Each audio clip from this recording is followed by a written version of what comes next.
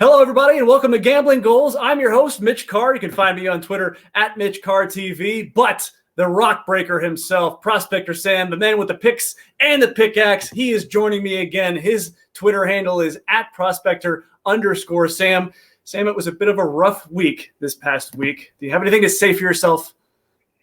Rough weeks happen. Don't feel good about it. We took some shots and just missed them. It happens. Had some bounces not go our way. You just got to keep plowing through. That happens. The season's 9 months long. You're going to have tough weeks. Only thing you can do is put it behind you and kind of, just not worry about it. Don't think about it too much and move on. I was trying to warn you when you were picking Turkey. I said, Turkey is like Asia. It's Asia Minor. We've already talked about leaving the continent and how dangerous that can be. We talked about that when we were betting on African World Cup qualifying, which we swore we would never do again. And that Fenerbahce pick, it did not work out. They lost 2-0 to Istanbul Başakşehir.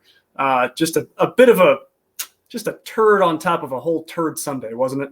It was not a fun day. I didn't feel good about it, especially when you go out on a limb like that. You put your best foot forward on kind of an odd pick, and it doesn't feel great when you get a little creative and then kind of comes and egg on your face at the end of it. But again, like you said, you try what you can, and I saw value in the game. Didn't end up being right. I saw it. I move on. And we'll try to do better this time. One more curiosity from the weekend. If Prospector Sam picks a Ligue 1 game, there will be a pitch invasion. We have learned that. I just don't understand what's happening. They're teams like throwing bottles at people. Now we've got fans fighting each other in the middle of halftime. Yeah, I just French people are crazy. They're not handling the lockdown and the pandemic well. I thought America was doing bad, but France is losing its damn mind. At least they get to go to the games, even if they don't get to stay because they get kicked out. Okay, so 1-4 over the weekend, not what we're looking for, but you're always one weekend away from turning things around. We are going to start where we usually start, in England. We've got a great matchup between Brentford and Liverpool on Saturday. Brentford, a newly promoted side, having some early success in the Premier League season. And Liverpool, you want to talk about success, that team is on fire right now. Yeah, Liverpool looked great. I think it's going a little under the radar at the moment, surprisingly, between all the Ronaldo, fangirls losing their minds over him being in games. And then, City, obviously, and Chelsea's coming off the Champions League final. It's almost like Liverpool's a little bit under the radar. And that's crazy because they've got 12 goals scored and 1 conceded in 5 games. They're tied at the top of the table. And they probably could be better than that if it wasn't for, a tough loss or a tough tie against Chelsea that they probably should have won up a man. That said, Brentford is kind of getting a little bit too much credit for what they've done early in the season. They've only given up 2 goals through 5 games, which is great. Best team they've played so far is Brighton. Doesn't say a lot. This is a newly promoted side that hasn't seen any of the top, even if you want to go big 8 clubs, basically. They're going to run into just a big disparity in talent here. I see this game being, even at Brentford, 2-3 goal win for Liverpool. -1.5 is +130. Feels like great money for the value. I just don't see how Brentford are going to be able to hold up defensively against this Liverpool front line.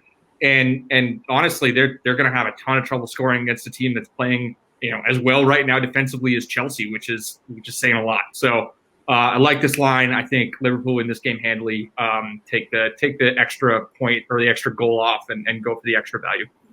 Hey, it's funny that you mentioned top 8 now. We've expanded from a big 4, which it was earlier in the 2000s, to a big 6 now, if you want to include Leicester and Man City in that group.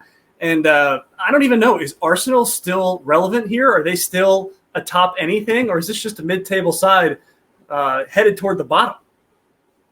What is Arsenal? What is Tottenham? Everyone's sad. Everyone's depressed. I guess we're a little bit better than they are right now, which is technically. Oh yeah, I think I would certainly rather be a fan of Spurs than the Gunners right now.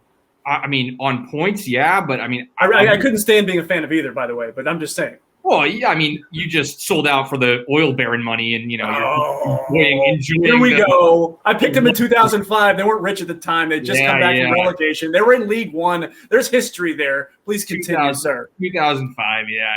No, I got you. But no, it's a sad life. I've seen a lot of the stats from Tottenham this year, and it's pretty ugly. Like even if you look at like shots, attacking positions, chances created, they're in like 18, 19, 20 in the league. It's pretty bad. I mean, they've got 9 points. They're sitting at a -3 goal differential because they basically eked out a few early 1-0 wins and then have gotten just smashed the last 2 weeks. There's not a lot of positivity, not that there is around Arsenal either. So I don't really know, if anyone's happy. This is probably the saddest North London derby you've seen in a long time. I think honestly, I think you're going too hard on Tottenham. You guys started the season great. Last week was not what you wanted, but man, this has been a better start than you might have expected under Nuno. I mean, especially with the way last season ended. Points wise, but we got 3 goals through 5 games. I mean, imagine if City had 3 goals through 5 games, you'd be losing your damn mind. Well, we couldn't figure out how to score on Southampton, so I kind of was losing my damn mind. That is tough, but we can't score on. We just can't score goals. There, I mean, Harry Kane is sucking the life out of this team from the inside as he sulks around the field. Everything's just not looking positive right now. And to go to the game itself, I guess we should actually talk about what we're betting on. Take the under here. I mean, these teams combined have 5 goals scored through 5 games. So where do the goals come from? It's tough, especially in a game like this. You want it to be exciting. You want it, you like to have the optimistic view that things are going to turn better. You just got to tell me where the goals come from. And neither team is showing that they can do it right now. I mean, Arsenal barely eked out a 1-0 win against Burnley last weekend. They don't look like they have, all that much, creativity, all that much, finishing skill in front of the net. Tottenham have the talent, but Nuno is playing a really defensive style. He's not, taking advantage of players like Son and like I said, Kane's really just not trying. I don't really know what he's doing out there. So at the end of the day, you got to tell me where the goals come from to get to 3. I just don't know. I mean, if you get, these teams playing like they're capable of with these players and not the way they've been playing, sure, 3 is doable, but nothing about any game these teams have played this year tells me that they're going to make it over that number. You got to go with the under here. So under 2.5 goals and pretty good value there. Now we're going to go from an under to an over. We've taken a brief hiatus from the West Brom over train, but guess what, folks? It's back. West Brom over. Hit it. We're back. I mean, I love this bet. Everyone knows I love this bet. I've had a lot of fun with it. We took a bit of a gap on it, and it actually hasn't hit in their last 4 games. So good for me for walking away from it for a while. I'll give myself a nice little pat in the back for that. But this game actually sets up to be very high scoring. They're playing QPR, who actually score more goals than West Brom do. QPR is second in the league right now with 16 goals through 8 games. West Brom are at 14, so they're averaging almost 2 goals a game as well. Sets up to be incredibly attacking. Like I said before, West Brom play this chaotic, crazy style that scores a lot of goals. They've been missing chances recently, but they've had missed penalties in their last few games. QPR just score, and they'll be able to take advantage of the defensive issues that are caused by West Brom pressing high up the field. This game just sets up to be high scoring, -140. It's not the best value you're going to get, but these two teams, they score goals, they play attacking soccer. It just sets up to be an over, and we always love a West Brom over. So.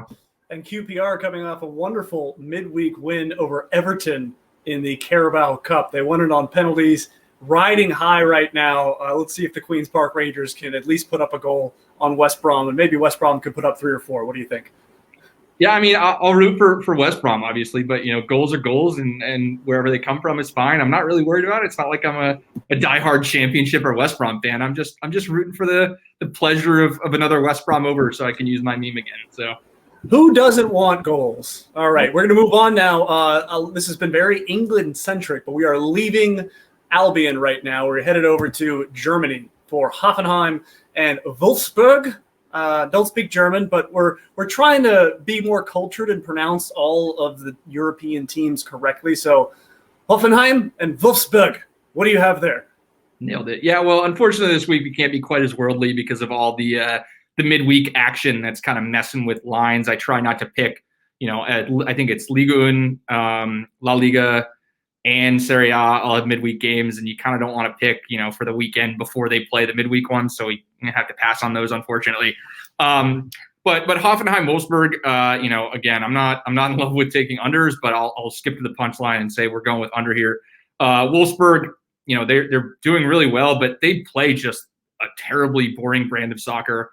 They have 7 goals scored and 2 conceded in their opening. I believe it's 5 fixtures in the Bundesliga. In their 7 competitive matches to start the year, only 1 has covered 2.5. And it was a 2-1 game, so they're not reaching high. They've had multiple 0-0 draws. They just play boring soccer. There's no real way around it. Hoffenheim are a little bit better, a little bit more fun. Hoffenheim. But this game is probably going to be dictated a bit more by Wolfsburg. I mean, they're the away side, so they aren't going to come out and kind of press a little bit more like you would at home. They're also the better side, so they're probably more likely to be able to dictate the pace of play and kind of the flow. This game just probably sets out to be a little lower scoring. Like I said, at 2.5 goals, almost no Wolfsburg games get over that. So at plus 130, it's just great value for what you're seeing out of this team. Obviously, if they get back into form, they were a little bit better scoring team last year. If they get back into form, you could kind of cover that number. But right now, value's right. They're not playing aggressive. They're not scoring a lot of goals. The under's the right play here.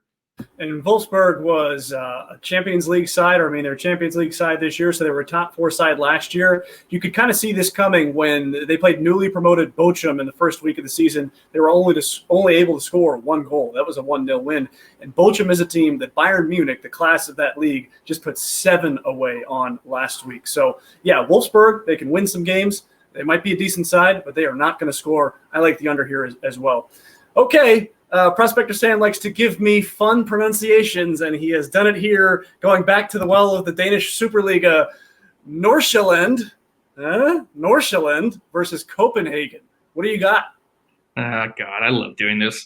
That was a good one. I didn't give you. I'm not even going to try to pronounce it, or I will. Mitch and Prospector, or however the hell you say that. So I didn't give you that one, but it'll be on the horizon. That one I've heard of. That's like Michelin tires. It's like Michelin. That's how you say that crazy. one. There's like 7 straight consonants. I don't even know what's going on.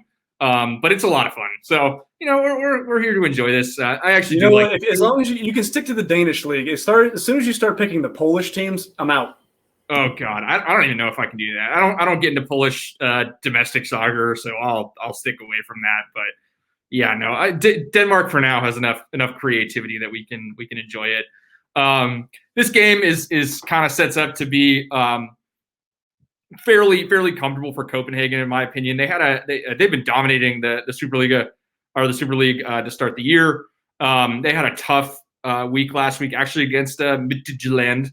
They lost 1-0 despite a red card by Midtjylland. So they're coming off a tough loss, but they've been better than almost everyone in the league. They're the perennial top 2, top 3, and they have a tendency to kind of eat these mid-table teams alive. Nordsjælland have had a good start to the year. They're sitting in 5th place right now, so they will be fairly competitive, and they've won some games. But they're just not quite in the same class as Copenhagen. They draw more talent. They play in European soccer. At the end of the day, this is a game that Copenhagen likely win, in my opinion. Minus 130 away is not the best value, but it's a game that they should take. They probably will take, and I like them to come out of that game with 3 points. Yeah, if you want to fade the prospector on this one, the Nordsjælland money line is like plus 300. So there's great value there. But of course, they're 5th in the league. Copenhagen is the class of that league. So I would just go with the prospector on this one. He's bound to get hot again. We're going to recap the 5 picks for you now in the English Premier League. It's Liverpool and Brentford. He likes Liverpool minus a goal and a half. That's a big spread, but that's what he likes. In the North London Derby, an under. He likes under between Arsenal and Tottenham. That's at minus 130. To the championship, we're going over. West Brom over at minus 140. They're playing Queen's Park Rangers on the weekend. That's actually a Friday match, so if you want to bet that one, you better get your bets in early. Moving on to the Bundesliga, Hoffenheim and Wolfsburg. He likes the under 2.5 goals. That is plus 130. And then we're going to close it out with the Danish Super League, Copenhagen money line minus 130 over Nordsjælland. And we both pronounced that right because I looked it up on YouTube ahead of time. Prospector Sam, 13-12-1, looking to get back on the winning side of things this week. And if you want to find out more about some more picks he's got, he's also started picking college football and professional football, I think. Is that right? What have you expanded into now, Sam? The same things that I've always been in. That's just what I write about. It's the fall is a busy time for me. I've got 3 articles a week now with football, and it's a little bit of a stretch, but I'm getting it all done. And we're taking away and winning some money in the NFL and in college football. So just take your pick. I've got a range of stuff if you're not necessarily a soccer fan. But we've got lots of good picks for soccer on the website and here. We've got the nice, comfortable, warm hug that is West Brom over that we've missed. It's like going home and having a nice home cooked meal. So we're back where we belong, and I think we've got a good week ahead of us. Five games. Let's see if we can do 5 wins. I'm not sure it's a given, but I feel good about all of them. So. He's done it before. He knows it is possible. He is Prospector Sam. He's breaking the rocks for you with that pickaxe, trying to find those gold nuggets. We're going to find him this week. I feel good about it. You can find him on Twitter at Prospector_Sam. I am your host, Mitch Carr. You can find me on Twitter at MitchCarrTV for more on what his picks are, why he's picking them, and just some entertainment in general. Go to dimers.com. This has been Gambling Goals, and we thank you for watching.